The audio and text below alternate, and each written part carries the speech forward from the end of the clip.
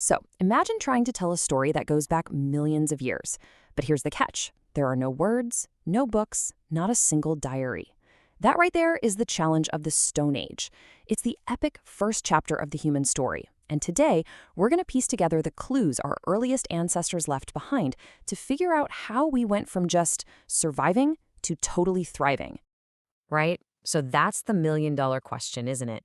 If nobody was writing anything down, how in the world can we know what happened? I mean, are we just making all this up? Well, no, not at all. The answer is literally in the ground beneath our feet, and it takes a special kind of detective work to uncover it. Okay, so let's break this down. It really comes down to the difference between two big ideas: history and archaeology. History, the stuff you learn in school, mostly relies on written records, texts, letters, all that good stuff. But for almost all of our time on this planet, writing just didn't exist. And that's where archaeology steps in. It's the science of studying our past through physical things people left behind: their tools, their bones, the ruins of where they lived. For the Stone Age, archaeology isn't just a guide, it's our only guide. All right, so here's our game plan for making sense of this massive chunk of time. First, we'll see how archaeologists actually read the past. Then, we're going to travel through the three great phases of the Stone Age. That's the Paleolithic, Mesolithic, and Neolithic. And we'll wrap it all up by seeing what discovery finally brought this whole incredible era to a close. All right, first things first. How on earth do you even begin to organize millions of years of human history? Well, turns out the clue is right there in the name: stone. Okay, this slide looks a little chaotic, I know. But the big idea here is actually super simple and kind of brilliant. Archaeologists came up with what they call the three-age system. They just noticed that the main material people used for making tools changed over time. It started with stone, then they figured out copper, and after that, bronze. Just like that, it gives us our first big bookmarks in this giant, wordless history book. And the Stone Age itself is so huge, we have to chop it up even more. As you can see on this timeline, we've got the Paleolithic, or Old Stone Age, the Mesolithic, the middle one, and the Neolithic, the New Stone Age. But, just look at the size of that Paleolithic bar. It covers hundreds of thousands of years, completely dwarfing everything that comes after it. Wow, it really puts all of recorded history into perspective, doesn't it? So let's dive into that first, super long chapter, the Paleolithic. This wasn't just the Stone Age. For the most part, it was also the Ice Age, a time of, well, immense challenges and just incredible human adaptation. So, what was life actually like back then? Well, this diagram might look a bit busy, but it all boils down to two fundamental things, highlighted right here: finding animals to hunt and plants to gather. That was the whole game. Survival was a full-time, all-consuming job. You have to remember, life back then was totally ruled by the Ice Age. People were nomadic, which means they were always on the move, following the herds of animals and the changing seasons. Their tools were pretty basic, but they got the job done, just chipped, unpolished stones.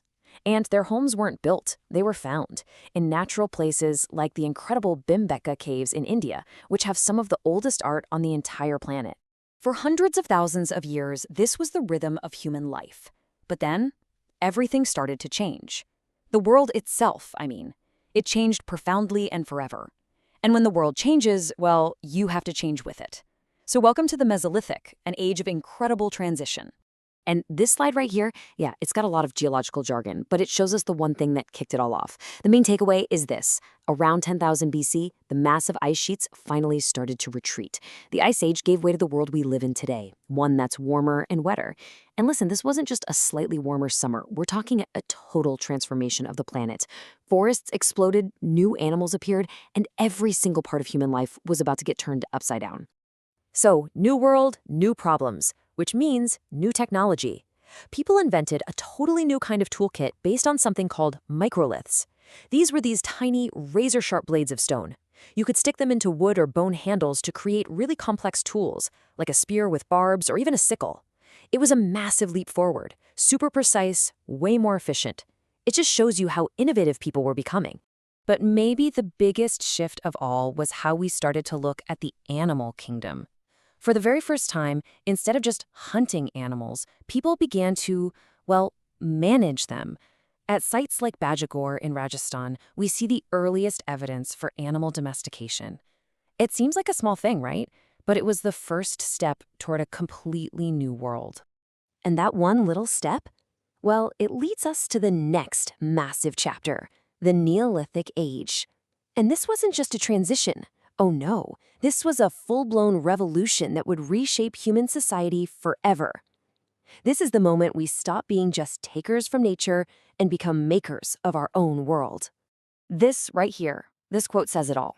They became food producers. I mean, just let that sink in for a second. For the first time in our entire species history, we weren't just finding food anymore. We were creating it. This changed absolutely everything. This might be the single biggest game changer in all of human history. So, how did it all happen? Well, it was like a chain reaction in 4 big steps. First came agriculture. People started deliberately planting crops like wheat and barley. And that leads directly to step 2, settled life. I mean, why wander around when your food is growing right here? Step 3 was pottery, because once you have extra grain, you need something to store it in. And of course, step 4, you needed better tools, highly polished stone axes and things to clear all that land. Each invention just fueled the next one. And we can actually see this new world taking shape at sites like Mehrgarh. What you're seeing here is a sketch from an archaeologist's notebook showing what they found at this amazing site. They dug up the remains of mud brick houses, bones from domesticated animals, and even traces of wheat and barley from thousands of years ago.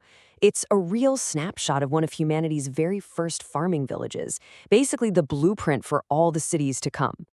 So, we've gone from nomadic hunters to settled farmers. What a journey, right? It's just mind-boggling. But you know how it goes. Every era, no matter how long it lasts, has to end sometime. The Neolithic was absolutely incredible, a total revolution. But humanity's drive to figure things out, to invent, well, it was about to lead to a discovery so huge it would name the next chapter of our story and bring the age of stone to a close for good. And that discovery, it was metal. Specifically, this stuff right here, copper. People figured out that if you heated certain rocks to super high temperatures, a process we now call smelting, you could pull out this shiny new material. Suddenly, you could make tools that were way sharper, way more durable than stone. It kicked off a brand new technological age. Now, it wasn't like they dropped their stone tools overnight, not at all. The period right after the Stone Age is called the Chalcolithic, which basically means the Copper Stone Age. It was a time of overlap, where people were using these amazing new copper tools right alongside their old, reliable, polished stone ones. It was literally the bridge from the world of stone to the world of metal. So when you pull back and look at the whole epic story, it's just wow. And what's really just a blink of an eye in geological time, we went from chipping stones to smelting metal. It was a journey from pure survival to the very beginnings of technology, community, and civilization. The foundation for, well, everything that came next was finally in place. So the question became, with all this new tech and this brand new way of life, what were they going to build next?